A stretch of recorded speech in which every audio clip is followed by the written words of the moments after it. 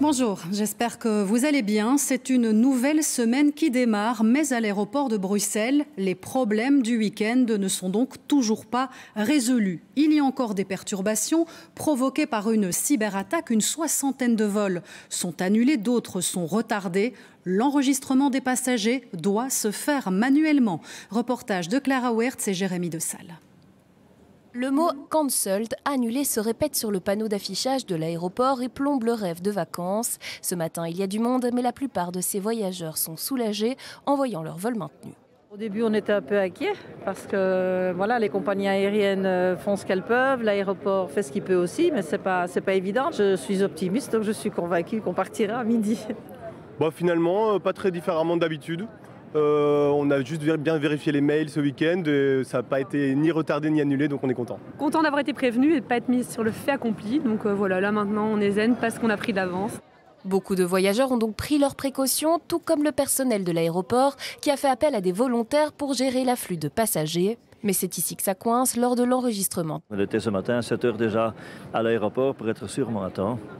Et maintenant, oui, on est 8h30 et on est encore ici. On attend. Je trouve que ça se passe plutôt bien parce qu'avec ce qu'ils ont vécu avec la cyberattaque, je trouve que c'est plutôt fluide et c'est bien indiqué.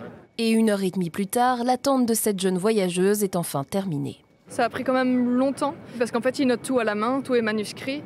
Et pour les tickets aussi c'est la même chose, tout est manuscrit, donc c'est pour ça que ça prend plus de temps.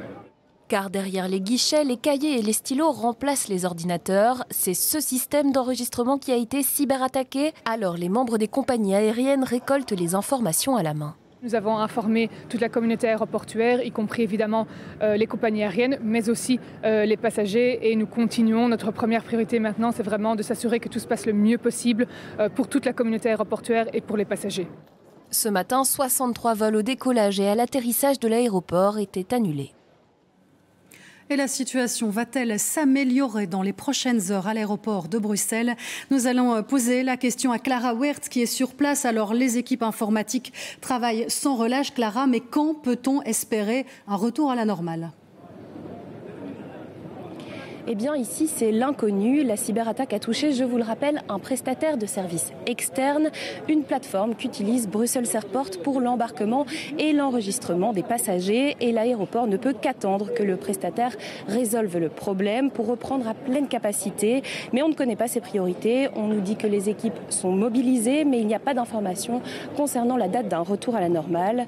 En attendant, l'aéroport met tout en œuvre pour maintenir les vols. Chaque jour, de moins en moins d'avions sont annulés. Mais pour la suite, ce sera encore au jour le jour. Voilà, nous suivrons la situation évidemment. Merci Clara.